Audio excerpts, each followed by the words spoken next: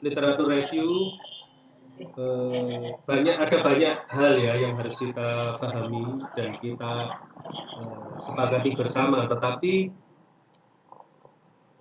sebenarnya kita menulis literatur review itu seperti kita nulis di koran atau majalah, di mana setiap orang mempunyai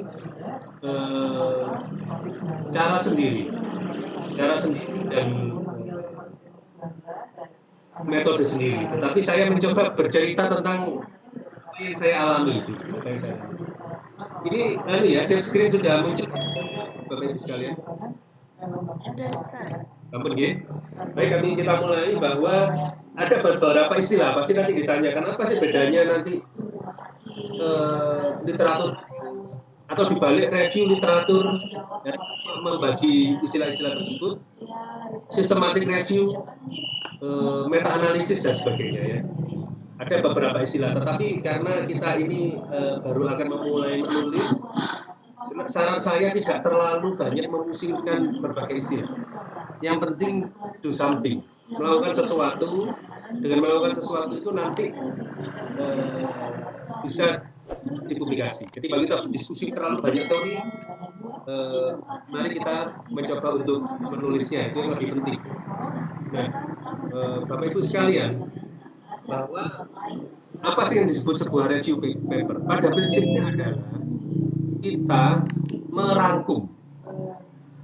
Pasti semua sudah pernah ya, kalau kita dulu menulis skripsi atau adik dulu ada beberapa tugas coba menulis tentang itu, kita kan merangkum pengetahuan yang ada sekarang berdasarkan topik tertentu. Sehingga ketika kita ini merangkum, maka dia akan menimbulkan sebuah tambahan pengetahuan bagi orang lain. Sumbernya dari mana? Ya dari publikasi ilmiah yang ada. Apa bedanya review paper ini dengan buku? Hampir sama. Menurut saya hampir sama, tetapi buku itu adalah kumpulan dari topik. Review paper itu mungkin bagian dari salah satu subtopik buku. Dalam perkembangannya, review paper ini lebih diminati ya ketimbang kita membaca buku, karena dia akan lebih simple, saya sampaikan. Nah, kemudian dalam review paper juga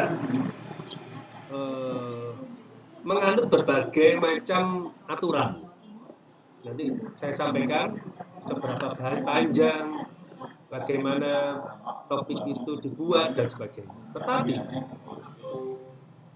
sebuah review paper dengan hanya merangkum tanpa membuat sebuah argumentasi dari diri kita, maka review paper itu adalah review paper yang tanpa roh. Keberpihakan dalam review paper itu penting. Jadi kalau misalkan ada satu orang setuju bahwa seluruh Helicobacter pylori sebagai bakteri penginfeksi lambung itu dimusnahkan, maka argumen dia pada akhir paper ya harus begitu, harus berpihak, karena kalau tidak berpihak maka dia akan kehilangan roh dari review paper. Sama ketika kita menulis opini di koran, persis sama. Setelah ada data, maka kita harus ada sebuah justifikasi. Kemudian dalam review paper kita harus memberikan argumentasi dengan apa? Dengan memberikan buktinya apa? Ya melakukan apa? Ya mengumpulkan riset paper. Dan juga dalam review paper ada bahasanya adalah bagaimana kita mampu mengemphasize dari primary literaturnya yang ada di kumpulan jurnal. Jadi saya dulu dengan pertama kali membuat review paper itu, effortnya itu sama dengan membuat original artikel mungkin 3. Kenapa? Karena saya terbiasa menulis original artikel. Menulis review paper itu sebuah energi ekstra. Tetapi Begitu kita sudah biasa menulis review paper, maka mungkin waktu yang dibutuhkan kurang lebih 1-2 bulan ya. 1 bulan itu kalau kita duduk tiap hari gitu ya. Jadi kira-kira 1 sampai 2. Nah, saya lanjutkan. Apa bedanya sekarang sama research paper ya? Kalau dalam research paper itu kan kita melakukan sebuah studi riset orisinil, melakukan investigasi terhadap sebuah pertanyaan yang sangat spesifik. Tetapi kalau review paper itu betul-betul murni mengambil mengumpulkan literatur yang sudah ada sebelumnya. Pertanyaannya, apakah bisa sebuah review paper itu ditunjang dengan sebuah original artikel? Sangat bisa. Kalau kita membaca beberapa review paper, misalkan kemarin UI Brasilia Lancet ya, itu dalam review paper tercantumkan bahwa yang bersangkutan bisa masuk dalam Lancet dengan impact factor di atas 50 itu dengan memasukkan beberapa original artikel Indonesia yang tidak terbit. Jadi boleh. Nah, apa perbedaannya lagi bahwa dalam research paper itu dilakukan oleh author yang bersangkutan. Tetapi dalam review paper kita mengambil secondary literatur yang dia bukan sebuah original research sendiri. Nah, bagaimana perbedaan menulisnya? Berbeda dengan research paper yang kita ini membuat sebuah urutan rumusan masalah gitu ya. Rumusan masalahnya dulu, kemudian kita mengumpulkan teorinya, menyusun kerangka konseptual, kemudian mengumpulkan hasil. Gitu. Kemudian kita analisis, maka dalam review paper kita sudah menentukan dulu spesifik topik, kemudian merangkum. Nah, ketika kita sudah merangkum, kita masuk dalam step berikutnya, menulis. Menulisnya bagaimana? Bedanya adalah kalau research paper kita ada urutan kan, ada abstrak, hipotesis, background, hipotesis, ya, metodologi, research, dan lain-lain. Tapi kita dengan review paper itu seperti partai bebas. Kita bisa menulis apapun di sana, bermacam-macam. Jadi subtemanya macam-macam. Bedanya, apa bedanya dengan bab 2? Tidak ada number ya. Kalau di bab 2 kan ada 2.1, 21.1, tidak ada nomor 1. Kemudian jarang dilakukan subtema. Jadi semua adalah tema. Jadi semuanya adalah di bold dan kita membuat itu menjadi tidak ada subtema. Kalau di dalam bab 2 ada subtema. Subtema ini lebih baik dihilangkan untuk mengurangi mispersepsi dari pembaca ya. Terus seberapa panjang? Ini tergantung format jurnal sebenarnya. Itu saya tulis bahwa in some cases longer or relatively short. Kalau boleh jujur bahwa sebenarnya ketika kita itu menulis sebuah review paper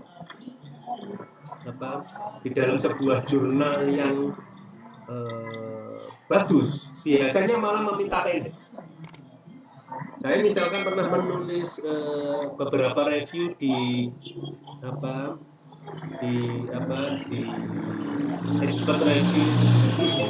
expert review group itu atau golongan-golongannya, maka dia mempunyai maksimal kata.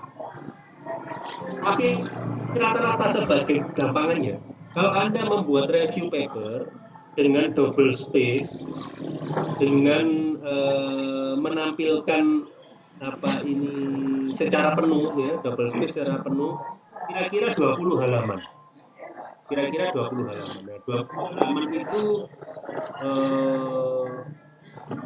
20 halaman itu kira-kira kalau kita hitung ya 4.000 sampai 5.000 kata.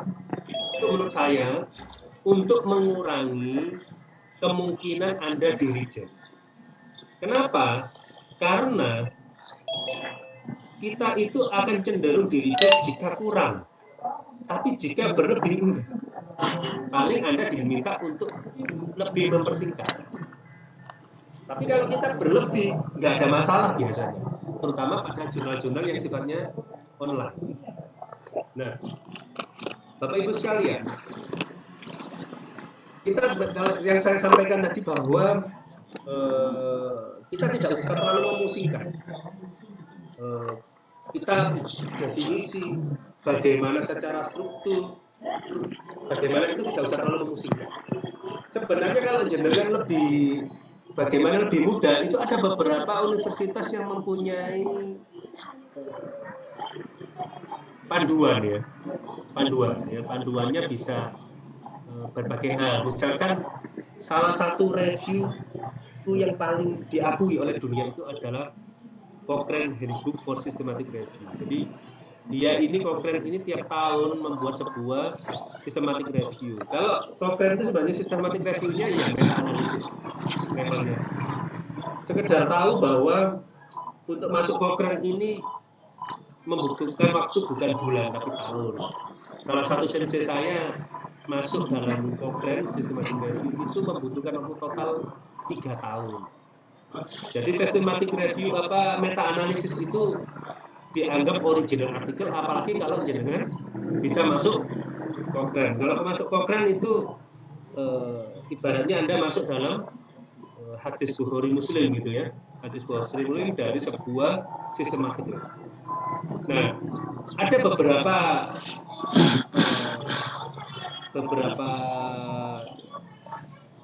lembaga yang membuat sebuah registry dari systematic review, di mana dia harus mengikuti protokol yang disebut Prospero. Kemarin misalkan Dr. Anas, waktu satu kita itu sangat menurut saya cukup mengetahui, beliau menyampaikan apa tidak harus masuk Prospero seharusnya, tetapi saya sarankan tidak usah terlalu detail pada awal. Yang saya alami begitu, karena nanti ketika kita sudah masuk dalam akhirnya ngerti untuk melewati Prospero. Nah, kemudian ada sistemnya, misalkan memakai Prisma, dengar ya. Kemudian berbagai macam. Bahkan nanti kalau jenengan buka University of Waterloo ini dia menyampaikan bahkan ada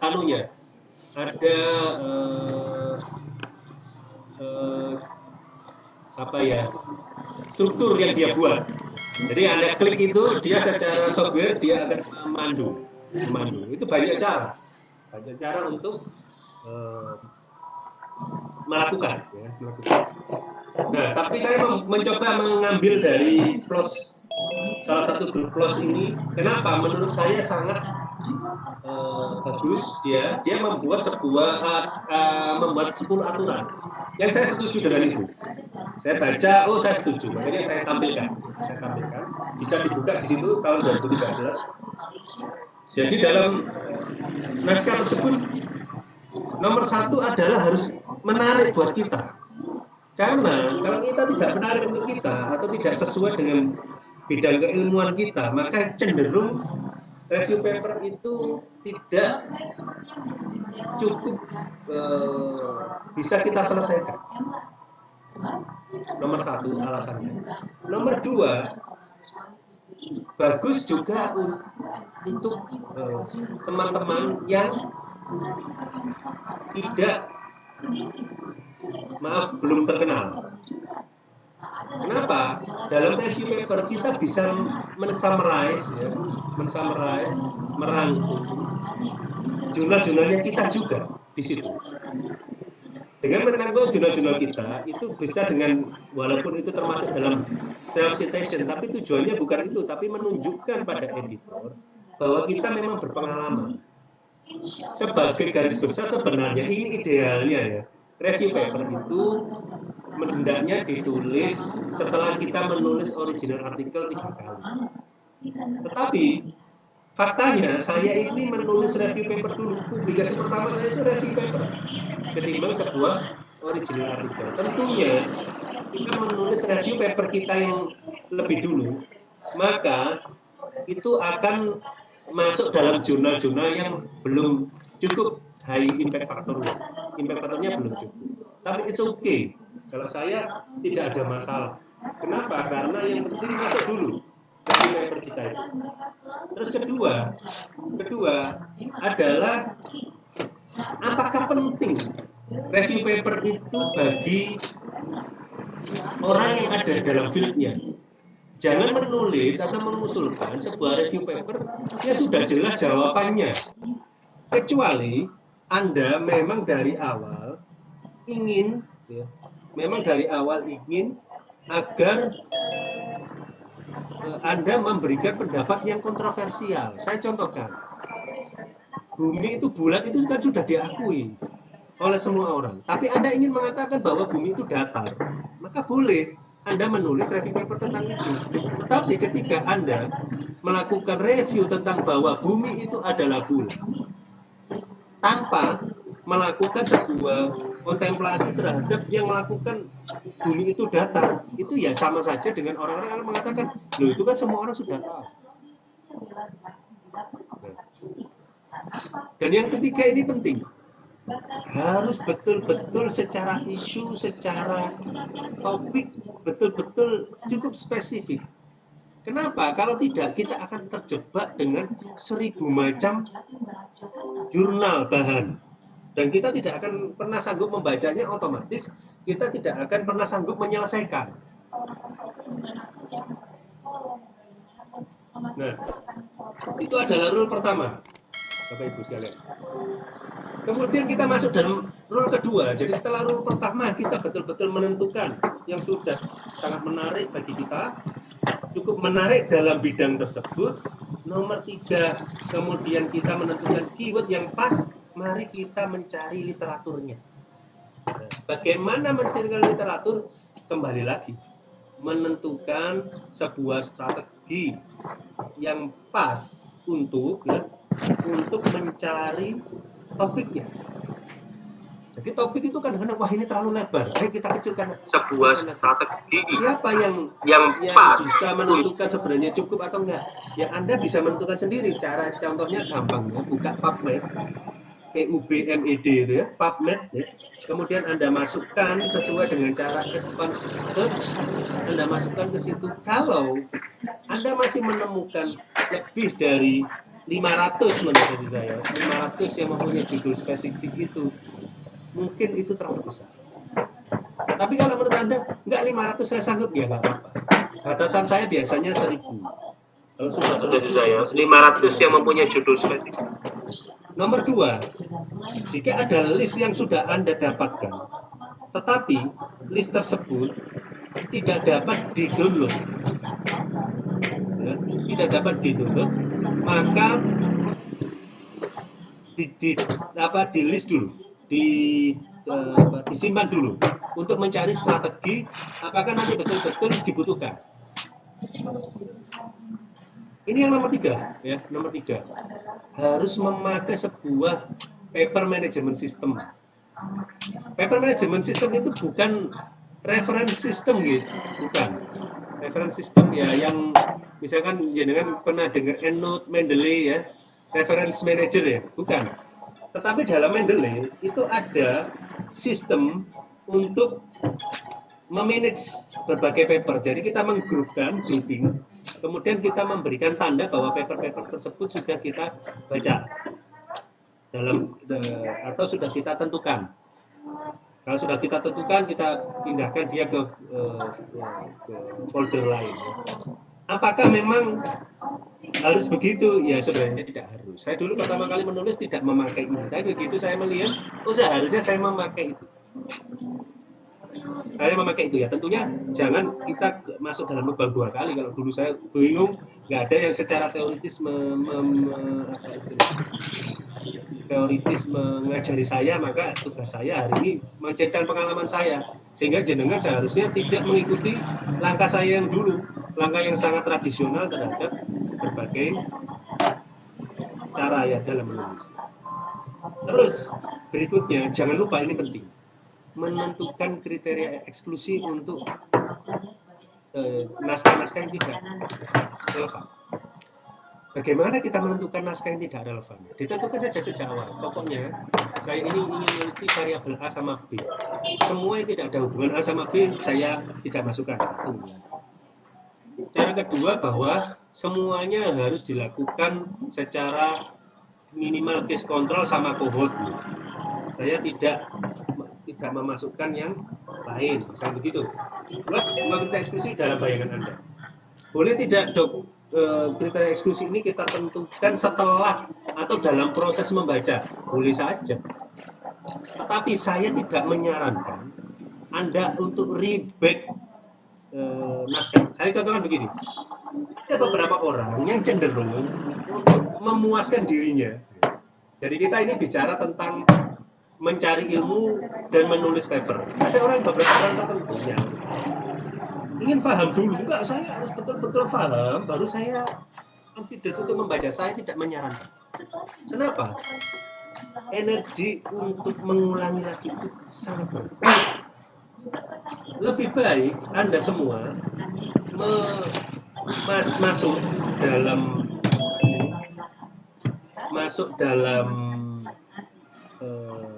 setelah membaca. Nanti saya jelaskan dalam slide berikutnya. Menulis singkat, langsung men-summarize, diputuskan saja. Saya pokoknya men-summarize tentang jurnal ini. Jangan membaca semua, nggak akan pernah selesai. Saya cerita pengalaman saya. Yang dulu begitu, saya lakukan begitu ya. Saya dulu mencoba, saya butuh paham dulu. Malah tidak. Akhirnya saya menyelesaikan review paper itu dalam 3 bulan dengan energi yang luar biasa untuk menyelesaikannya. Kemudian ada satu tips yang menurut saya penting di dalam slide yang terakhir ini adalah do not just look for research paper in the area you wish to review, but also seek previous review. Kenapa kita mempunyai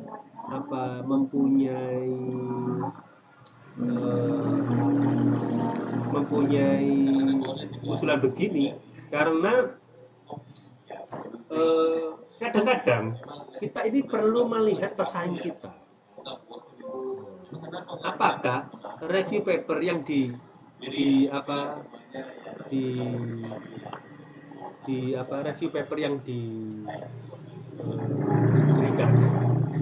diberikan itu cukup variatif dibandingkan review paper sebelumnya. Itu kan penting menurut saya. Jadi kalau jenengan bisa melihat pesaing Anda, yang kemarin sebelumnya sudah ada review paper tentang ini, yang jadi masalah adalah review paper itu terlalu sedikit naskah yang dimasukkan misalnya. Maka saya juga menyarankan ke jenengan untuk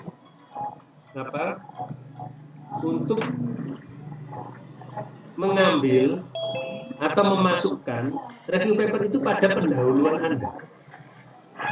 Kalau kita memasukkan itu dalam pendahuluannya kita, maka kira-kira kita juga tidak perlu menjawab pertanyaan dari editor atau reviewer mengapa kita melakukan review itu. Kan sudah kita tampilkan bahwa kelemahan dari review. Bapak Ibu sekalian, kalau kita ibaratnya dalam sebuah rules ya, kita membuat sebuah sumbu XY yang jumlah dari literatur review di sumbu X dan di sumbu Y adalah jumlah publish ya, riset yang publish. Kita mempunyai beberapa strategi. Kalau dia berada dalam sumbu yang di mana jumlah publish risetnya sedikit dan literatur review sedikit, maka kita itu sebenarnya lebih baik menulis sebuah original artikel. Ya kan? Maksudnya dipublish sedikit, misalnya cuma 5. Kemudian yang nulis literatur review nggak ada. Ya nggak usah. Loh, tapi kan saya ingin menulis review paper, ya nggak apa-apa. Mau ingin menulis. Maka nulis review papernya adalah ditekankan pada tentang research question. Mengapa ini sedikit, misalnya begitu? Sebenarnya apa prediksi Anda terhadap paper tersebut?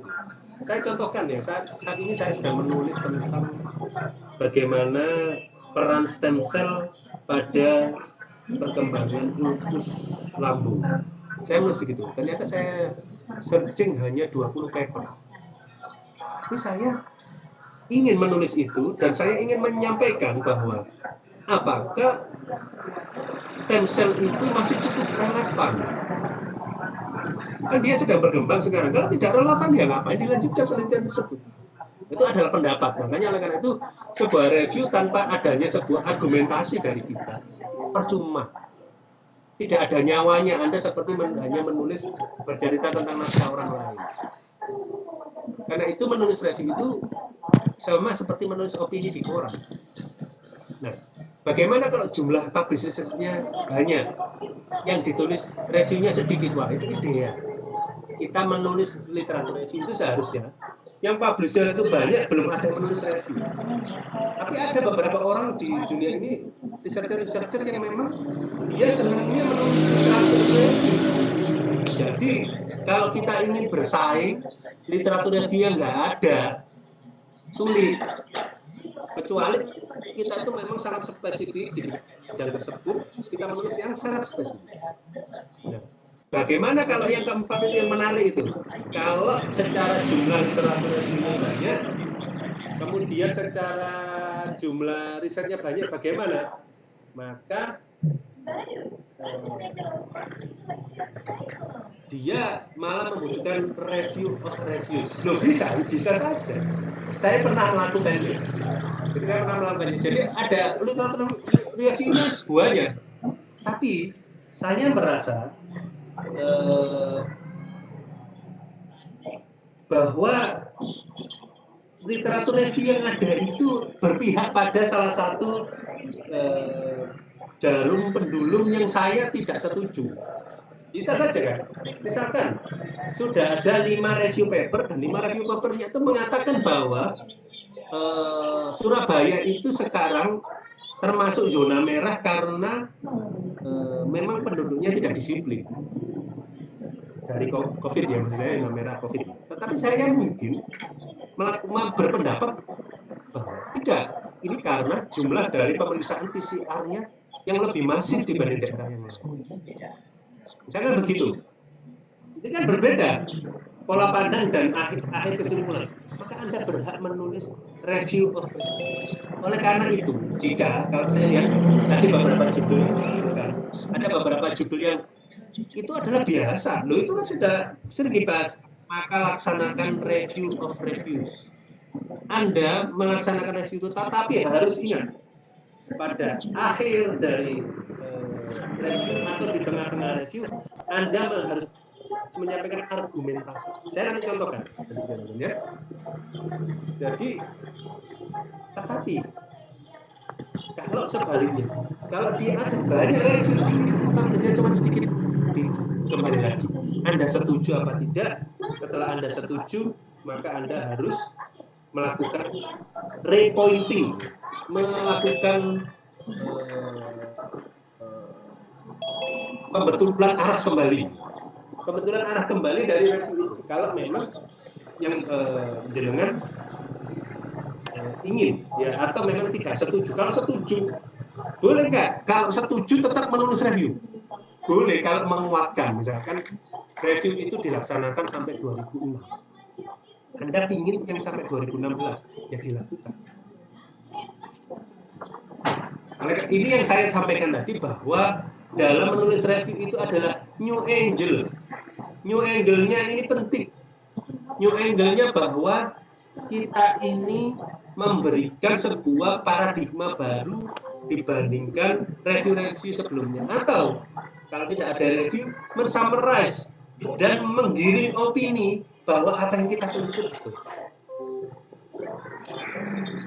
Karena itu dalam review itu sebenarnya kita harus menulis imitasi. Walaupun saya sendiri kadang-kadang ya saya menulis imitasi tentang review saya. seperti original artikel yang wajib. Tapi kadang-kadang limitasi. Kenapa? Sebenarnya saya yakin bahwa limitasi saya ini banyak. Menulisnya sampai sungkan gitu.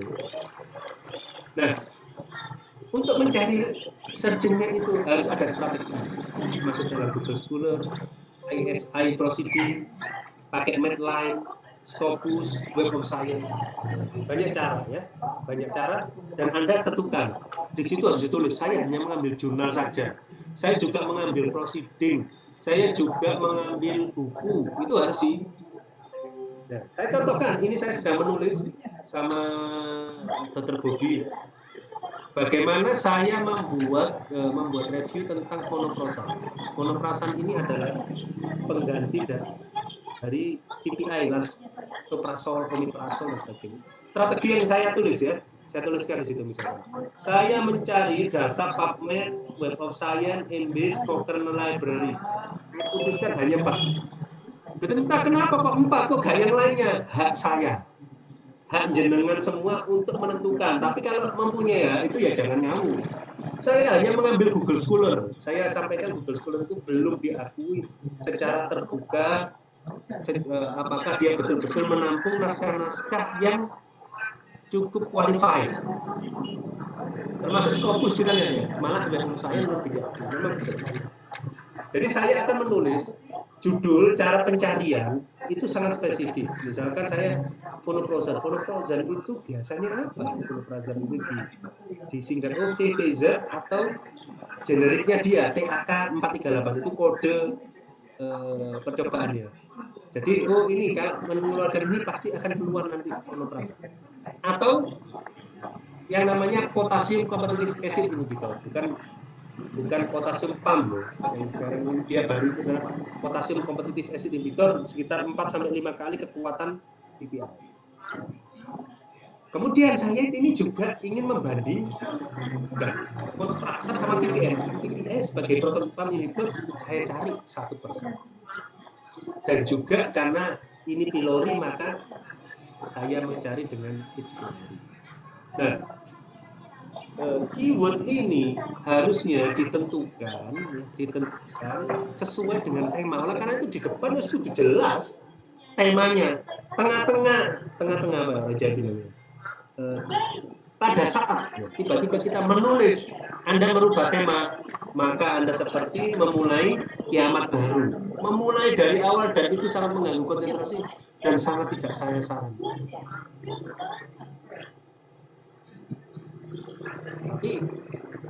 Nanti ini kan cara terang ya. Saya nanti cerita cara gelap. Cara gelap tapi tidak gelap. Nah, kemudian ini penting sekali. Bapak Ibu harus mencatatnya. Bagaimana maksudnya mencatatnya? Yang saya sampaikan tadi, begitu membaca sebuah jurnal, mana yang perlu dimasukkan kita summarize dulu. Kita masukkan. Loh, mana yang dimasukkan? Yang di introduction, yang di result section, atau discussion. Semuanya yang menarik saran saya. Ya, semuanya yang menarik. Kalau dulu sensei saya di Jepang itu rajin sekali menulisnya sampai di buku. Saya nggak tahan kalau menulisnya di Microsoft Word saja. Buka Microsoft Word baru new gitu ya, masukkan dulu. Jadi kalau saya sarankan itu kasih judul dulu itu biar kita ini teranu, semangatnya muncul. Setelah itu masukkan summarize dari situ. Ya. Tetapi ingat. Begitu menulis summarize setiap paper, langsung ditulis referensinya. Ini tidak ada ampun ya. Hukumnya fardu ain ini. Hukumnya wajib. Kenapa? Karena Anda akan mudah lupa. Ini diambil di mana sehingga Anda hanya tidak valid untuk menuliskan. Padahal itu yang paling penting dari sebuah literatur. Jadi jenengan betul-betul harus menuliskan langsung. Jangan berpikir untuk manual, Bapak Ibu. Ustaz, jangan berpikir. Langsung saja pakai atau memakai note. Jangan manual. Nah, kemudian kita harus menentukan. Kita nulis mini review apa full review. Kalau saya nggak penting. Bagi saya nggak penting, tetapi ternyata itu penting untuk menulis mana saja yang ditulis. Kalau kita menulis mini review, sudah ada biasanya mini review itu 3.000 kata. 4.000 sampai 5.000. Kalau 3.000 kata itu ya sekitar 15 halaman. Pernah dong menulis mini review, pernah saya menulis, dan mereka sangat ketat untuk menentukan panjang katanya. Kalau full review ya apa-apa. Tapi dari awal kalau kita menulis, ya kalau mini review ya yang simpel-simpel yang paling penting.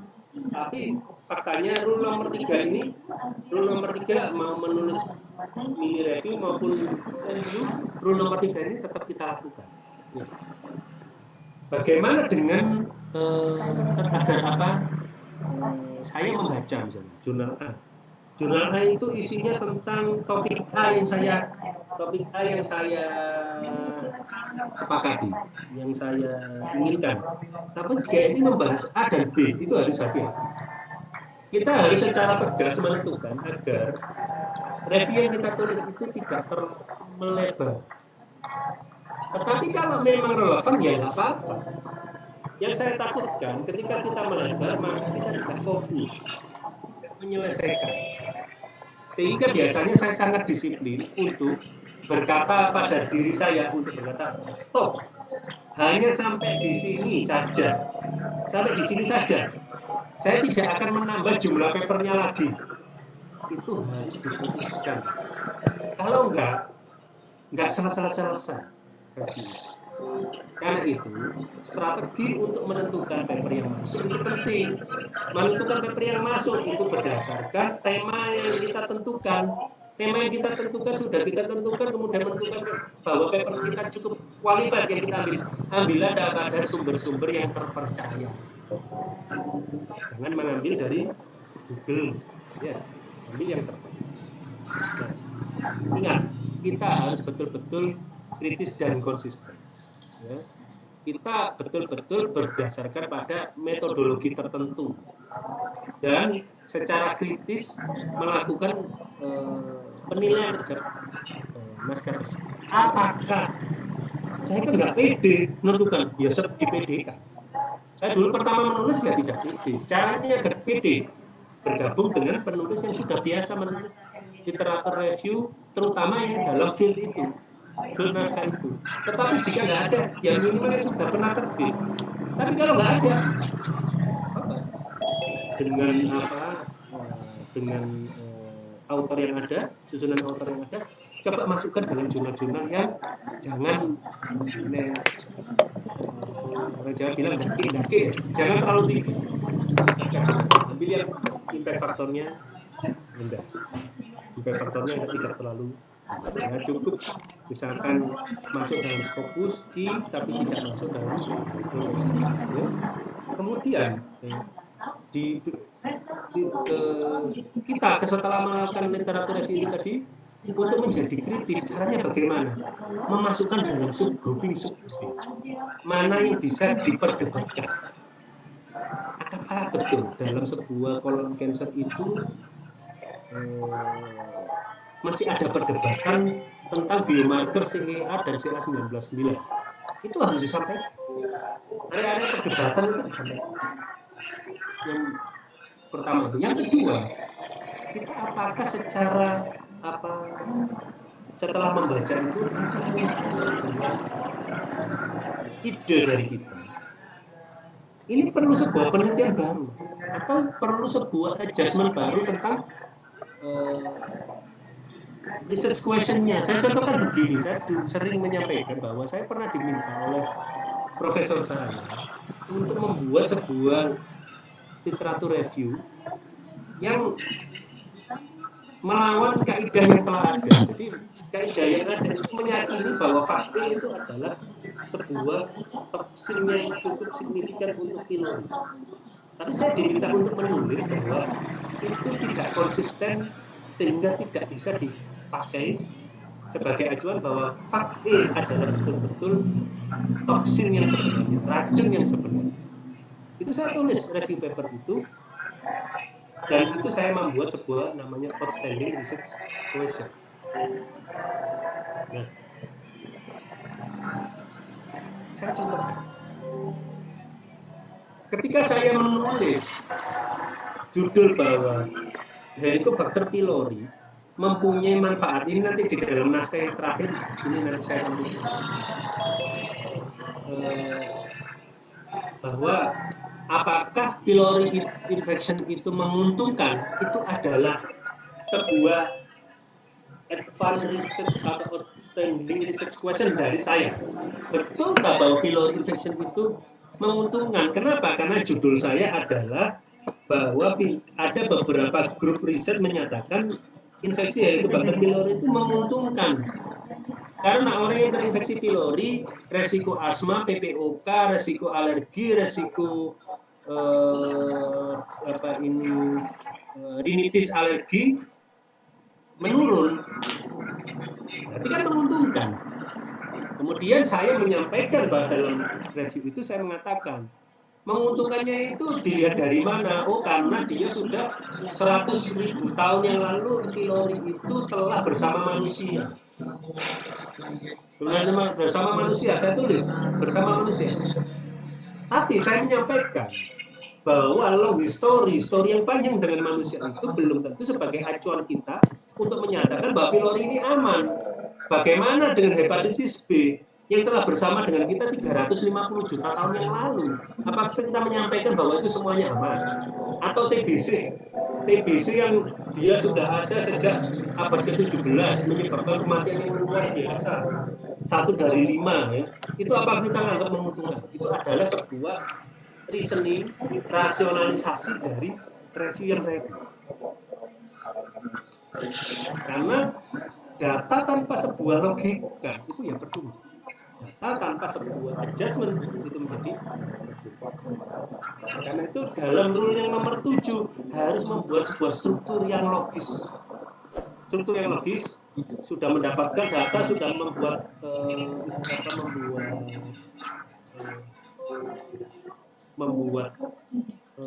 rangkuman, membuat kalimat, maka membuat struktur. Struktur dari apa? Struktur logika kita. Karena kita tidak ada namanya metode research, nggak ada. Tetapi kalau jenengan mau job ini loh, saya buat untuk PAK, penilaian angka kredit. Ternyata ini pengalaman saya ya. Pengalaman saya bahwa PAK itu meminta ada metode. Jadi introduction metode. Metode itu bagaimana Anda mencari literatur review itu ada itunya. Masalahnya, kalau tidak maka Anda akan dinilai sedikit. Ini beda perkara ya. Penilaian angka kredit dosen ini beda perkara. Tapi introduction dan discussion ini penting. Tapi discussionnya tidak dalam sub discussion, tidak begitu, tetapi dalam sebuah grup tematik. Ya. Terus kemudian penting untuk meminta feedback. Feedback dari apa? Dari orang-orang yang biasa menulis review. Ya. Terus penting sekali bahwa kita memang mencari relevan dari riset yang ada, tetapi kita harus objektif. Karena beberapa original artikel juga tidak objektif. Kita harus menentukan bahwa oh ini tidak saya masukkan, alasannya begini. Alasannya begini.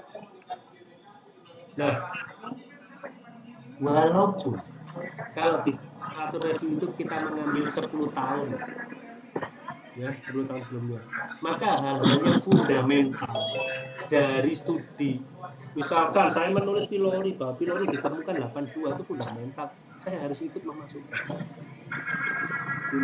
Atau orang-orang yang pertama kali menulis, loh caranya gimana mencari itu? Ya mudah, Anda tinggal memasuk ke dalam PubMed, advanced search, memasukkan tema itu Anda, kemudian pilih yang paling previous, full previous ya, yang paling panahnya yang double 2 itu.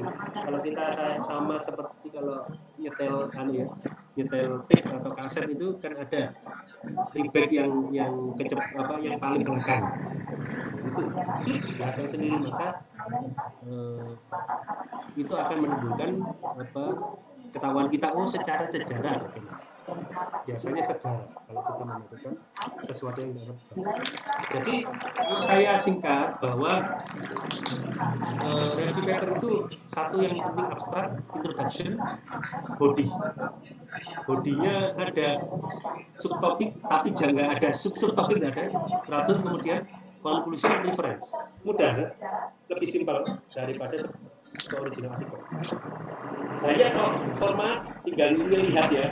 Mau current opinion in, annual review of, banyak kan jenis-jenis jurnal yang demikian ya. Yang demikian. Terus kemudian abstrak kira-kira 200 sampai 300 kata. Tapi saya biasanya kalau review tidak panjang. Jadi kira-kira kalau 350 masih boleh ya. Pakai brief summary, diambil dari major study yang diambil, yang menurut jenengan setuju, yang mendukung, membuat sebuah konklusi ya, tanpa sebuah referensi. Ingat menurut saya kecuali biasa kita dalam introduction memberikan sebuah topik secara rasional, alasan kita menulis fokus pada topik ini adalah penting, itu adalah kalimat wajib yang harus ditulis ya, tulis atau menulis permasalahannya. Kemudian body juga demikian, bahwa kita sampaikan sangat bervariasi dalam subtopik tertentu. Tidak ada acuan ya, tidak ada acuan, tetapi ada yang mengusulkan bahwa harus ada sebuah subtopik yang menjawab. Ya tentu saja, yang menjawab, tentu saja ya. Bagaimana mengambil conclusion dalam menulis review paper? Untuk conclusion itu sangat sulit. Dibutuhkan pengalaman untuk membuat konklusi yang baik, tapi pada prinsipnya harus ada keberpihakan. Kalau tidak ada keberpihakan kan sulit ya. Untuk bagaimana situasi literatur saya rasa tidak ada masalah. Saya contohkan ya. Menulis judul itu menjadi penting sekali untuk review, bahkan lebih penting daripada sebuah original artikel. Nomor 2 ya, review nomor 2 ini adalah yang pertama kali saya tulis. Bagaimana saya membuat judul itu susah payah ya, karena nggak biasa. Kemudian saya mencari, caranya saya mencari dalam Google. Saya googling judul-judul yang tidak umum ya, tidak umum. Ternyata sayangnya review paper yang saya tulis itu ternyata terlalu umum. Jadi ternyata sangat umum. First line regimen combat Helicobacter pylori itu bau banyak, yang nulis review juga sudah bau banyak. Terus saya harus bagaimana? Maka saya menambahkan an Asian perspective. Untuk apa? Untuk mencitrakan konsep saya. Nah, judul yang nomor 1 itu tidak menarik. Kenapa tidak menarik? Karena saya memberikan contoh. Loh, Dr. Wita, judul yang nomor 1 itu kok bisa terima? Iya, karena sebenarnya ini adalah permintaan editor saja. Karena Profesor Graham ini adalah orang yang sangat terkenal di bidang pylori. Maka kalau Profesor Graham ini ikut masuk dalam jurnalnya ikut keangkat. Tapi saya tidak menyarankan judul-judul seperti nomor 1. Nggak menarik jelas. Apa menariknya? Ini adalah hal yang biasa ditulis oleh semua orang. Tetapi karena kita menulis ini based on history, sejarah dalam bagaimana urease itu, maka mungkin bagi editor menarik, karena Prof. Graham ini adalah penemu UBT ya, urea breath yang kita kenal. Kemudian saya berikan contoh lagi, ini beberapa slide terakhir. Saya coba tulis ini ya, yang saya ceritakan tadi. Helicobacter hygiene atau PN asma. Ini saya tulis waktu itu di akhir postdoc saya. Dan ini salah satu menurut saya sebuah review yang saya tulis cukup detail. Saya membuat sebuah abstrak untuk mempengaruhi orang bahwa walaupun bahkan sudah ada meta-analisis. Meta-analisis pun sudah ditulis bahwa pylori itu merupakan protektif faktor terhadap beberapa penyakit. Dia menulis itu sampai meta-analisis. Saya menulis sebaliknya, melawan meta-analisis tersebut. Melawan berbagai studi. Kita lihat, saya menulis misalkan, we review the relevant surveys, cohort studies, meta-analysis, dan studies testing to protective hypothesis. Jadi bahkan saya melawan. Malah jurnal-jurnal yang melawan begini laku.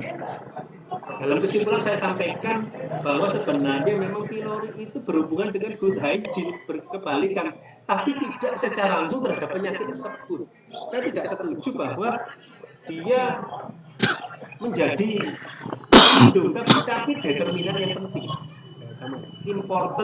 Sebuah important determinan. Kalau jenengan nanti, ini slide ini kan dibagikan ya, sudah saya berikan ke Bu Norma, bahwa dalam seperempat terakhir dari naskah ini, kita lihat bahwa dia ini adalah betul-betul adjustment saya. Saya menyampaikan bahwa apa yang dikatakan banyak orang dalam review-review sebelumnya, dalam literatur systematic review maupun meta-analisis itu tidak selalu betul. Walaupun meta-analisis itu mencapai sebuah konklusi tertentu, arti dari konklusi itu kan kita yang menentukan. Statistik itu betul, tools untuk menunjukkan signifikansi. Tetapi arti dari signifikansi itu kan kita yang menentukan, bukan si statistik itu. Penulislah yang berpihak untuk menentukan, oh arti ini adalah statistik, ini adalah signifikansi terhadap ini. Itu adalah sebuah keberpihakan. Itu memang penting seperti yang saya sampaikan. Setelah introduction nanti bisa dibaca. Ini sebenarnya adalah naskah saya lengkap, saya coba menyajikan bahwa dalam melakukan review kadang-kadang kita harus menuliskan sebuah, kita lihat ini misalkan patogenesisnya. Mereka menyatakan setuju, jadi dalam review naskah introduction yang pertama itu saya seolah-olah setuju sama mereka. Saya menyampaikan, studi sebelumnya menyampaikan begini, dengan sebuah patogenesis begini, ya patogenesis begini. Saya menyampaikan bahwa rinitis asma meningkat. Terus kemudian memunculkan teori namanya hygiene hypothesis, semakin bersih seseorang maka dia akan mudah terkena alergi. Jadi misalkan bayi yang lahir dengan seksio sesar akan mudah terkena alergi dibanding yang partus normal. Itu namanya hygiene. Saya sampaikan, kemudian dalam akhir dari itu saya menyampaikan misalkan bahwa saya mengkoleksi dari PubMed dengan kombinasi ini. Kalau jenengan nanti membaca review-review saya, ada beberapa yang saya tanpa metode. Kenapa? Saking banyaknya, terus capek gitu ya, capek untuk kita menulis itu, menulis metode itu. Jadi kemudian saya cek body. Saya membagi menjadi studi-studi yang mendukung positif studies, jadi artinya studi yang mendukung hubungan. Saya lanjut ini jumlahnya. Saya tampilkan PV. Oh ya, saya harus menyampaikan begini ya, Bapak Ibu sekalian. Dalam review paper itu salah satu yang terpenting itu adalah tabel. Tabel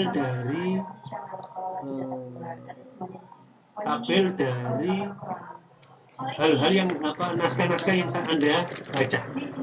Buatlah summary sedikit, terutama dalam bentuk tabel. Oh, studi ini autornya siapa, tahun berapa, diambil tahun sekian, lokasinya di mana, rata-rata yang diambil umur berapa, didiagnosis dengan apa, pakai indikator apa, dan seterusnya.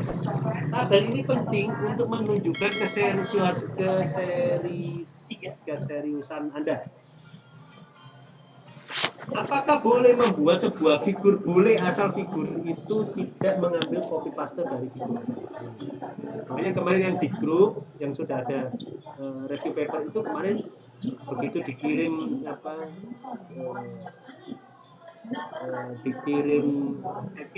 checking gali proof, maka figur-figur itulah yang pertama saya hapus. Tidak boleh.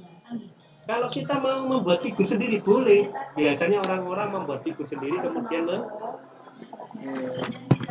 meminta orang membuatkan danda. No. Kenapa? Itu membuat impact dari review paper yang kita tulis itu menjadi tinggi. Ini saya tulis misalkan yang tidak setuju, hasil yang tidak negatif ya, yang berlawanan dengan itu. Bagaimana hasil cohort studies, bagaimana hasil meta-analisis, kita lihat bagaimana hasil studi yang sifatnya prospektif. Saya tulis logika yang saya bangun, saya membuat sebuah summary.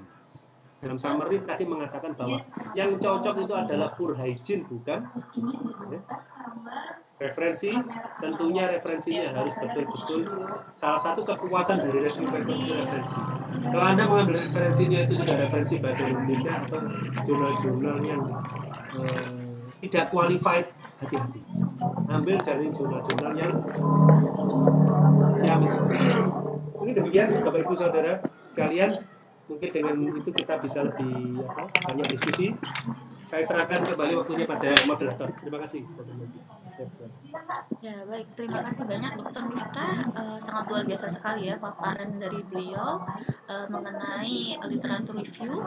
Saya coba untuk merangkum dulu ya Dok ya, supaya mungkin bisa memudahkan rekan-rekan dosen dan adik-adik mahasiswa. Jadi review paper ini merupakan rangkuman data dari berbagai publikasi ilmiah, tentunya dengan menambahkan paradigma baru. Untuk panjangnya sekitar 4.000 sampai 5.000 kata, tetapi itu juga bergantung dari tiap jurnal ya, karena ada yang meminta bisa lebih atau bisa lebih banyak atau lebih pendek. Kemudian terdapat 10 aturan penulisan literatur review. Yang pertama adalah menentukan topik. Topiknya itu harus menarik, terutama untuk penulis, supaya penulis tetap semangat untuk menulis. Kemudian tentukan audiensnya. Kemudian yang kedua adalah cari strategi untuk mencari literaturnya. Jangan lupa gunakan sistem manajemen paper seperti Mendeley supaya untuk memudahkan. Kemudian buat catatan saat membaca jurnal dan jangan lupa tulis referensinya. Yang keempat, tentukan tipe review yang akan ditulis.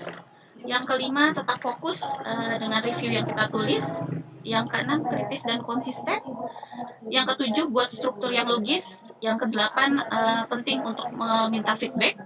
Yang kesembilan, penting untuk mencari research yang relevan, tetapi harus tetap objektif. Yang terakhir, harus up to date 10 tahun terakhir, tapi tanpa melupakan hal-hal yang fundamental. Jadi hal-hal fundamental ini tidak apa-apa kita masukkan dengan menggunakan jurnal-jurnal yang awal-awal yang terdahulu. Kemudian untuk strukturnya secara umum ada abstrak, pendahuluan, kemudian ada badinya, ada konklusi, dan kemudian citasinya ya, referensinya. Baiklah, kita masuk ke diskusi. Kita bacakan dulu yang ada di chatnya dulu ya Dok ya. Pertanyaan dari Dr. Nurma. Bentar. Yang pertama terkait metode di literatur review. Apakah hal ini wajib dicantumkan di literatur review Dok? Mengingat tidak semua literatur review melakukan hal tersebut. Jadi metode yang search PubMed seperti itu ya Dok, kayak NOR segala macam, apakah itu wajib atau itu bergantung dari tiap jurnal. Kemudian yang kedua, untuk adik-adik mahasiswa saya rasa bisa membuat literatur review dengan konten menarik dan terpublish di jurnal ISSN atau SINTA mungkin sudah sangat bagus. Tapi bila Scopus itu sudah luar biasa sekali ya. Ya beda levelnya udah beda. Kemudian mungkin secara sederhana bisa disampaikan apa hal terpenting yang perlu mereka lakukan supaya tidak terlihat berat. Jadi tidak terasa membebani Dok. Ini saya harus publish. Wah gimana nih caranya, ini gimana supaya tipsnya gimana supaya ini tidak menjadi beban. Silakan Dr. Miftah.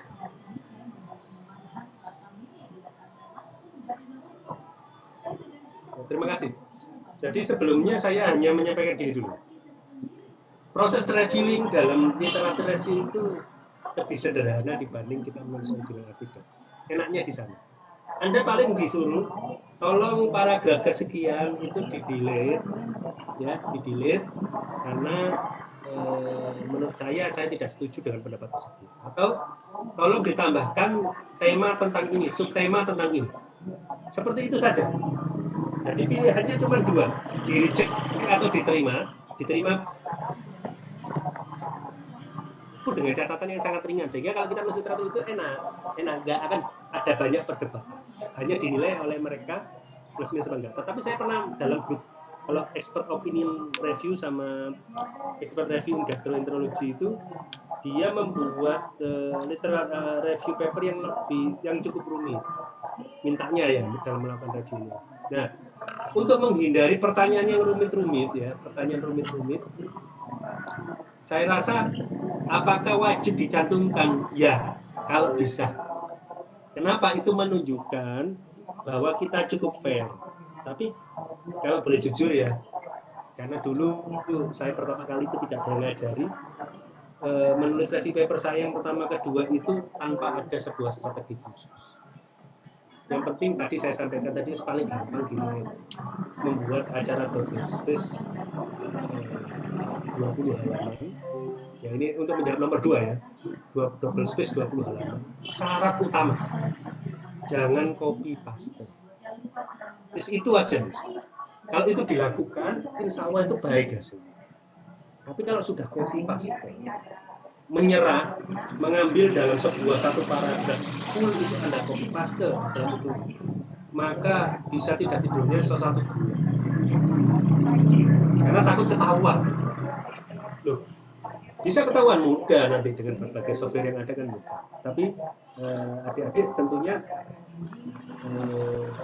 dalam mencari dalam menulis nanti itu tadi loh, nggak usah terlalu banyak berpikir teori, sudah lakukan saja. Nah, nanti kan dosennya menilai, oh tambahkan A, tambahkan B, tambahkan C, dari 10 naskah. Kalau jenengan nanti masuk PubMed, kan nanti bisa di advanced search itu nanti bisa diajari dari sama dosen-dosen. Dipilih aja 10 tahun terakhir kan bisa itu, tahun sekian sama tahun sekian. Itu kan bisa. Jadi kalau seperti yang saya sampaikan tadi, tidak usah terlalu banyak teori dalam menulis literatur review. Yang penting dulu udah lakukan, nanti dengan berjalannya waktu pinter-pinter dan enaknya kalau dalam masa COVID kayak gini malah akan menjadi kira-kira gitu Pak. Baik, terima kasih. Kita lanjutkan pertanyaan berikutnya. Pertanyaan berikutnya dari mahasiswa Muhammad Rahman Ramadhani. Nomor 1, apakah dalam sesi discussion pada sebuah literatur review kita boleh memberikan jawaban pertanyaan diskusi dengan pendapat subjektif kita dengan berdasarkan hipotesis dan dari dasar teori yang ada, dikarenakan belum ada research yang memberikan hasil yang pasti. Jadi, apakah boleh memberikan pendapat pribadi dari penulis? Kemudian yang kedua, dalam literatur review, apakah kita harus membahas comparison atau perbandingan dalam isi review? Jadi, apakah kita harus selalu membandingkan pro dan kontra, atau kita hanya boleh menampilkan satu sisi saja? Terima kasih, Dokter. Nomor 1, hukumnya wajib ya. Ramadhani ya. Hukumnya wajib, fardu ain ya, bahwa kita harus punya pendapat subjektif. Ya tentunya subjektif kita itu kita anggap objektif kan gitu. Apa objektif menilai kok kan gitu. Padahal itu ya subjektif kita. Berdasar apa? Ya berdasarkan dari apa yang kita baca, kita kumpulkan fakta-fakta. Anda itu kayak detektif aja tuh ini. Anda mengumpulkan data-data, kemudian Anda menyimpulkan siapa pembunuhnya gitu. Siapa pembunuh dari kayak Conan itu kan kayak gitu. Siapa yang tersangkanya. Sama. Dalam ini sama, kita itu mengambil semua data kemudian menyimpulkan yang betul adalah A atau B. Apakah harus selalu kontroversi? Ya tidak harus, tapi kontroversi itu kan menarik. Di mana-mana kalau kontroversi itu Anda akan dibaca, apalagi kalau judulnya adalah hal yang menarik ya. Terus apakah harus ada comparison dalam isi review kalau membandingkan antara plus minus kan sudah saya jelaskan tadi secara tetapi mungkin kalau yang dimaksud adalah apakah mungkin ya saya menganggapnya pertanyaannya adalah apakah studi-studinya itu harus studi-studi yang sifatnya case control comparison ya, misalkan dia membandingkan antara orang sakit sama orang sehat. Dalam literatur review Anda juga berhak menilai metodologinya. Misalkan cara saya tadi adalah mengelompokkan. Namanya studi itu kan mempunyai kekuatan-kekuatan, mulai cross-seksional, kemudian dilakukan case control, kemudian dilakukan cohort study, dilakukan meta-analisis, studi yang sifatnya prospektif. Itu kan saya ikuti. Nah itu adalah salah satu contoh kita melakukan adjustment. Bisa saja cross-sectionalnya berkata ya, ternyata sistematik meta-analisisnya berkata tidak. Atau dalam contoh saya tadi itu, cross-sectionalnya berkata iya, sistematik review-nya berkata iya. Tapi kenapa kok sama-sama berkata iya? Karena dia berasal dari grup yang sama. Nah kawan, menurut saya meta analisisnya itu nakalan karena dia mengambil naskah-naskah yang pro dia saja. Ya, boleh kan? Itu haknya dia, tapi hak saya juga untuk berkata, wah ini benar. Tapi tentunya untuk mencapai level berdebat dalam jurnal, menyerang orang lain dalam jurnal, hati-hati, sangunya harus banyak. Nah, agar untuk awal-awal nggak usah terlalu berdebat. Ya walaupun ini menimbulkan pertanyaan, kesimpulan boleh tetap diambarkan, masih membutuhkan sebuah studi lanjut untuk menentukan apakah betul-betul ini adalah. Boleh saja, itu kan orang netral. Saya berada di tengah saja. Saya aman mau nanti ini literatur review pertama saya. Satu hal yang terakhir yang mau saya sampaikan tentang tadi yang mungkin setelah terakhir, kualitas bahasa Inggris. Hati-hati. Oleh karena itu, translate proofread hukumnya fardu ain. Saya biasanya bahkan kadang-kadang 2 kali. Yang pertama itu saya masukkan dalam native Indonesia. Native Indonesia itu orang Indonesia yang mungkin Inggrisnya lebih baik dari saya untuk cek. Kemudian saya masukkan lagi ke dalam native English. Kalau memang nanti impact faktornya cukup tinggi. Kalau untuk jurnal sekedar Scopus, menurut saya enggak.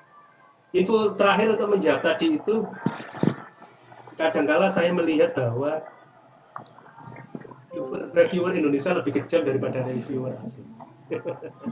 Jangan takut, maksud saya, jangan takut mencoba masuk Scopus. Jangan coba. Apalagi nanti kalau Scopusnya itu Indian jurnal ya, grupnya India. Dan jenengan nanti kaget dibandingkan masuk konon lebih mudah masuk sana dibanding masuk. Kira-kira gitu. Jadi yang penting karena itu do dulu. Setelah do, ayo saya bantu untuk terbit, gitu loh. Do dulu lah. Tapi kalau nggak do dulu itu sulit sudah. Mana mungkin saya menuliskan ya. Terima kasih. Ya, baik, terima kasih. Kemudian pertanyaan berikutnya, apakah sebelum memulai pembuatan literatur review, apakah penting juga melihat jurnal tujuan Blue mengingat permintaan setiap jurnal tujuan itu agak berbeda? Terima kasih. Ini dari mahasiswa Aisyah Fadilah. Ya. Mbak Aisyah, itu pemikiran yang sangat maju ya. Boleh, sangat maju, tetapi begini. Berbeda dengan original artikel, systematic review itu hanya ngomong tentang kata. Tidak usah khawatir, aturan-aturannya pasti sama. Kecuali Anda masuk Cochrane ya lain, masuk Cochrane atau masuk dalam jurnal-jurnal yang memang misalkan Nature Review itu atau Lancet, ada aturan yang cantik. Karena ini adalah pengalaman review pertama, nggak usah mikir bingung-bingung. Sudah nggak usah mikir bingung, tulis saja. Kalau sudah ada yang pernah PPDS, tentunya sudah tahu menulis tinjauan pustaka gitu. Wes kayak itu, tulis saja, yang penting sekitar kira-kira 20 halaman double space. Keterima, wes saya yakinkan keterima. Tetapi tentunya dengan cara-cara yang kita istilahnya dipermak dengan cara-cara yang kira-kira Baik, terima kasih. Mungkin untuk dosen-dosen yang lain, bila ada pertanyaan bisa menulis pertanyaannya di grup chat atau raise hand ya. Sambil menunggu pertanyaan, saya mau bertanya dok, apakah ada jumlah minimal referensi pada literatur review? Oh iya, betul itu. Saya belum menampilkan tadi. Sudah terjadi pertanyaan yang sangat bagus. Total referensi sebenarnya kalau kita memasukkan dalam jurnal-jurnal yang dia itu sifatnya OJS ya, Open Journal System ya, itu biasanya dia tidak ada membatasi. Tetapi kalau jenengan melihat grup-grup review yang terkenal, itu selalu membatasi. Kalau Anda menulis original artikel, hendaknya di bawah 35. Ya, 35. Tapi jangan di bawah 15. Jadi antara between 15 sampai 35. Misalkan expert review itu membuat maksimal 50. Bu Yanti, kalau review artikel yang tadi saya bicarakan between 15-35 itu original artikel. Kalau review hemat saya 50. Tapi kalau jurnalnya ini tidak terkenal, biasanya 100. Atau bahkan tidak ada batasan. Saya contohkan, saya pernah memasukkan dalam review jurnal tidak terkenal karena sakit hati itu saya itu masuk dalam jurnal yang saya inginkan, ternyata tidak diterima. Jadi saya sakit hati, itu seperti keterima lah, sudah nulis ya. Setelah rapi itu saya memasukkan dalam terbitannya Hindawi, impact factor cuma 1, sekian ya, Q2 ya. Itu saya masukkan, kira-kira terus akhirnya keterima, itu pun dengan proses review yang sangat minimal. Pernah saya memasukkan. Dan saya punya referensinya sekitar 120 nggak ada masalah. Tapi kira-kira kalau mau lebih bagus ya dibatasi tadi itu di 50 atau di bawah 100. Saya di bawah 100. Untuk awalan bawah 100 saja, karena kalau di bawah 50 Anda betul-betul harus banyak menyampaikan opini pribadi. Menyampaikan opini pribadi itu tidak mudah. Baik, tentunya juga disesuaikan dengan jurnalnya ya dok ya, karena tiap jurnal mungkin bisa beda-beda ya ininya ya. Betul. Ada pertanyaan lagi dari mahasiswa Syafira. Dokter, mohon maaf izin bertanya, apakah dalam penulisan literatur review ada batasan tentang waktu jurnal yang diambil sebagai referensi seperti dalam waktu tidak boleh dari 10 tahun? Ya, seharusnya begitu. Jadi 10 tahun itu menurut saya lebih enak. Kita juga membatasi dalam metode ditampilkan juga. Boleh. Jadi saya mengambil dalam kurun waktu terbaru antara tahun sekian sampai tahun sekian. Tapi itu tidak lazim. Yang lazim adalah sampai tahun sekian. Jadi kita ambil seluruhnya. Kenapa? Ya kita kan harus fair. Tapi kadang-kadang kalau itu adalah hal yang sudah biasa, ya,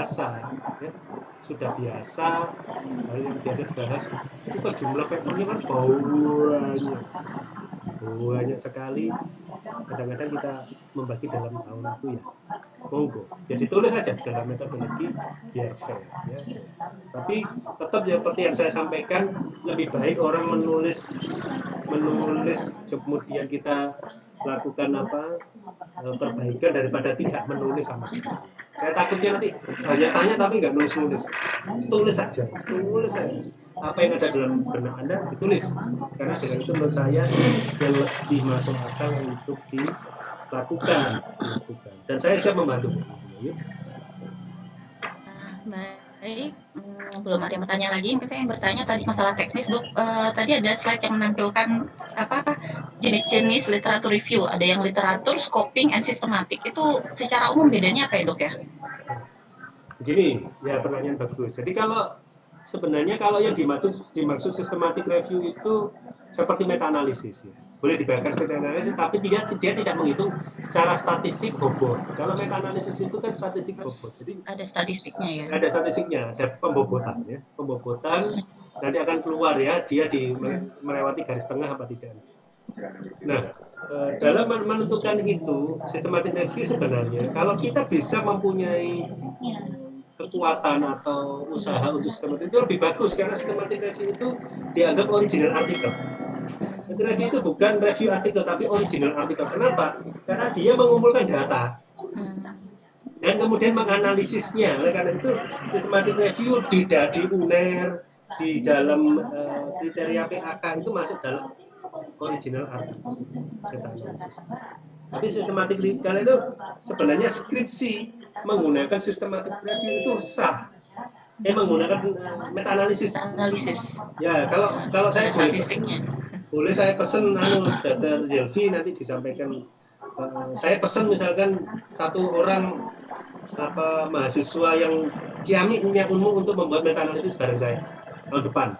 Pesen, misalkan begitu, request. Jadi kita membuat percontohan itu bagus.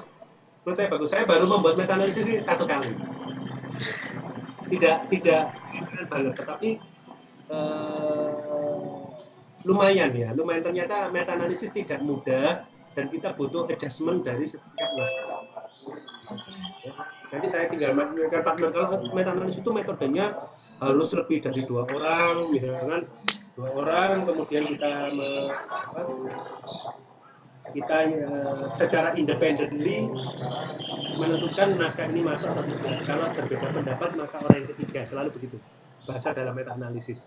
Bedanya pada systematic review kita bisa secara pribadi, hanya seorang diri menentukan, memakai keyword tertentu, mengambil dalam grup literatur tertentu, kemudian menentukan kriteria eksklusi tertentu secara sendiri mandiri. Itu systematic review. Tapi kita bisa membuat itu sebagai hanya literatur review jika tidak mempunyai metode yang jelas. Literatur review biasa, tetapi kalau boleh disampaikan systematic review itu seharusnya lah yang menjadi standar dari penyelesaian kita. Tapi boleh seperti yang saya sampaikan, saya awal-awal dulu ya, dengan cara literatur review yang ngawur itu, ternyata berhasil di impact factor 3. Luar biasa. Jadi dicoba dulu. Bahkan pernah dikontak sama UI, dikatakan literatur review saya yang pertama itu sangat mudah dimengerti. Ya, saya disampaikan pada beliau, bukan sebenarnya tidak mudah dimengerti, tapi karena itu adalah Indonesia Inggris. Sehingga Anda sebagai orang Indonesia jadi paham. Kenapa? Karena pada literatur review saya yang pertama itu, sensei saya tidak setuju mengirim pada native English. Dia bilang, bahasa Inggrismu ini sudah bagus. Padahal menurut saya, waktu jenisnya kayak gini, ternyata ya tetap keterima sih. Tapi sampai saya sekarang ya tetap kalau membaca lagi banyak kesalahan-kesalahan. Oke, mungkin teman-teman dosen mungkin ada yang ingin bertanya atau mahasiswa yang bertanya lagi. Mungkin bila tidak yang bertanya, saya mau pertanyaan terakhir nih dok, bagaimana menghadapi mental block dok? Jadi ini kayaknya ini yang paling sering ya, maksudnya, aduh mau nulis ini gimana ya, gimana caranya supaya kita menghadapi mental block, baik itu untuk mahasiswa atau mungkin untuk dosen ya. Jadi bagaimana cara mengubah stigma bahwa saya nggak bisa, mencoba untuk menjadi saya coba bisa gitu. Bagaimana? Breakthrough-nya adalah publikasi. Sekali Anda publikasi dalam Scopus, confidence-nya naik. Itu tips pertama. Jadi, selama Anda tidak mencoba, apalagi dengan kata Scopus itu sulit, susah. Susah, itu biasanya tidak bisa kita dorong. Tapi kalau begitu kita sudah breakthrough, sudah publish, makanya kadang-kadang saya di UNER, pun bukan main-main, 3.000 Scopus. Saya harus ngegolkan, saya guyonan sama teman-teman itu, masa saya membantu ilmu 10 nggak bisa, saya membantu 3.000. Nah, kalau yang pertama itu breakthrough-nya harus publikasi dulu. Loh, ini loh dok, nulis saja belum. Nah, ini tips kedua. Sediakan waktu di mana Anda tidak berhenti untuk membuka laptop Anda selama jangka waktu tertentu. Misalkan diputuskan bahwa aku pokoknya usahaku menulis ini adalah 2 bulan. Ini terutama untuk teman-teman mahasiswa. Jangan pernah berhenti 1 hari pun untuk membuka laptop dan mencoba membaca papernya. Kalau ada paper yang tidak bisa dimengerti, loncati. Baca terakhir, tapi tetap harus dibaca, gitu kan? Karena harus menuruti metodologi. Tapi jangan pernah melewati 1 hari. Pengalaman saya, kalau 1 hari tidak kita menulis 1, motivasi turun. Nomor 2, konsentrasi untuk betul-betul menyelesaikan akan hilang. Apalagi berhenti seminggu, wes hilang. Semua yang kita baca sebelumnya itu hilang. Saya ingatkan, kalau jenengan betul-betul ingin menyelesaikan, jangan pernah lewat dari 1 hari. Yang ketiga, kalau Anda tidak yakin dengan bahasa Inggris, Anda tulislah dengan bahasa Inggris. Kalau tidak yakin, diambil saja yang bahasa Indonesia itu, kemudian masukkan Google Translate, tapi yang sesi bahasa Indonesia-nya tetap disimpan. Paling mudah ya sebenarnya kalau saya sarankan, janganlah pernah menulis bahasa Indonesia untuk naskah jurnal. Karena Anda akan kehilangan roh, tapi kan mungkin tidak semua adik-adik punya kemampuan bahasa Inggris. Ya sudahlah, kalau memang tidak bisa bahasa Inggris, ya bahasa Inggris. Kita lihat nanti. Tapi tentunya ketika dalam proses menginggriskan itu butuh sebuah effort yang luar biasa. Karena itu lebih baik tulislah itu dalam bahasa Indonesia, masukkan dalam Google Translate, tuliskan dalam bahasa Inggris yang Anda bisa. Itu bisa sarankan, asal bahasa Inggrisnya itu tidak bahasa Inggris planet yang hanya Anda yang tahu. Hanya Anda yang tahu. Kalau hanya Anda yang tahu, susah. Nanti Anda ditanya balik, ini maksudnya apa? Maksudnya apa? Nggak selesai-selesai. Kalau Anda tidak yakin dengan bahasa Inggris itu, tuliskan campuran bahasa Inggris dengan bahasa Indonesia. Itu kadang-kadang saya lakukan itu. Saya bukan bahasa Indonesia juga bukan baik gitu, enggak. Saya biasanya masukkan dalam Google Translate, menganggap bahwa bahasa Indonesia betul, kemudian saya masukkan, tinggal nanti dibantu oleh para proofreaders. Satu hal yang paling ingin saya katakan adalah seperti yang saya sampaikan pada slide-slide berikut sebelumnya, bahwa dalam dunia penulisan jurnal hanya 2 tenses adik-adik. Jadi tidak usah ragu-ragu untuk menulis bahasa Inggris. 2 tenses, yaitu past tense dan present tense. Jadi ketika present tense itu adalah hal-hal yang berlaku kebenaran umum, sedangkan past tense itu adalah hal-hal tentang hasil penelitian sebelumnya. Karena review paper itu merangkum penelitian sebelumnya pasti past tense, kecuali ada fakta yang ingin Anda sampaikan present. Jadi mudah sekali dalam ukuran tensesnya. Jadi tidak usah ragu-ragu. Ini ternyata masih ada pertanyaan dari mahasiswa dari M. Dedi Dermawan. Pertanyaannya, dalam literatur review terdapat beberapa clinical trial dari review paper orang lain. Jika kita mengutip hal tersebut, apakah dapat dikatakan suatu plagiasi dalam data yang kita ambil? Kemudian untuk yang kedua, untuk mengambil referensi dari yang rentang waktu lebih dari 10 tahun, contohnya seperti review paper pada epidemiologi SARS, yang penting untuk digunakan pada saat COVID-19 ini. Apakah boleh, dokter? Oke. Pertanyaannya bagus, nilainya 10 ya. Ini clinical trial mengambil dari review paper sebelumnya, boleh. Saya biasa melakukan itu. Kenapa? Untuk mempersingkat bacaan saya atau mengerti di pihak mana seorang reviewer sebelumnya berpihak. Jadi saya baca total lengkap, saya baca. Nah, yang membuat agar kita itu tidak plagiasi adalah nomor 1, jangan sekali-kali copy paste dari review paper. Oke, tapi saya biasanya malah masuk dalam original artikelnya, mengcopy paste. Sebaliknya, jadi saya tidak mengcopy paste versi reviewnya, mengcopy paste original artikel, tak copy paste dulu.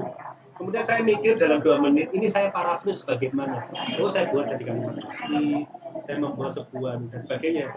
Review artikel itu membantu saya untuk memahami original artikel itu. Jadi langkah yang jenengan lakukan itu betul, sangat betul. Ngambil aja dalam review paper, dibaca dulu, kemudian melingkari original artikel yang penting versi dia. Kemudian kita mencari penyeimbang. Itu cara yang paling mudah. Tanpa mempunyai metode tertentu ya. Terus misalnya pakai gitu 2000, waduh males tuh. Jadi udah ngambil yang mendukung kita saja misalkan, dibantu dengan yang lawan kita ya. Terus wajib betul mengambil 10 tahun akarnya yang saya katakan, kalau memang ada referensi-referensi yang cukup valid yang harus diambil itu 10 tahun sebelumnya, tapi tidak harus 10 tahun terbaru. Tetapi kalau saya ditanya biasanya bagaimana, saya secara membuat draft dulu. Kalau draftnya itu untuk membuat draft, saya mengambil 10 tahun terakhir draft. Setelah jadi, saya langsung searching secara cepat tahun-tahun sebelumnya. Klub saya dapat, oh ini sudah masuk, ini sudah masuk. Loh ini ada yang berbeda pendapat. Dan baru saya yang punya arti-arti spesial. Baik, terima kasih. Tadi ada partisipan yang raise hand. Mungkin siapa tadi, Wisda ya kalau nggak salah. Apa masih mau ingin bertanya, Wisda?